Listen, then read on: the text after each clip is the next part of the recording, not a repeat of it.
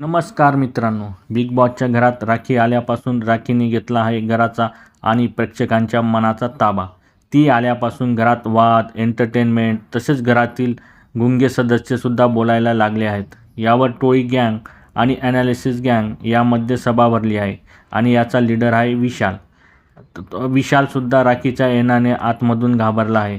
आत्तापर्यंत तो face to face राखीशी कधीच भिडला नाही आहे. विशाल बोलतोय, काटा गँग काय काटा गँग, सगळे राखीच्या मागे फिरताय.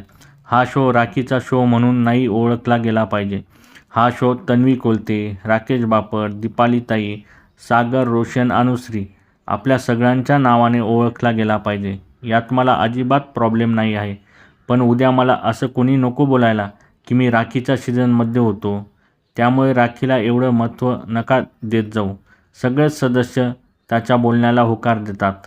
राखी विरोधी सदस्यांना भडकवण्याचा विशालचा हा मास्टर प्लॅन आहे का, हे कमेंट बॉक्समध्ये नक्की सांगा.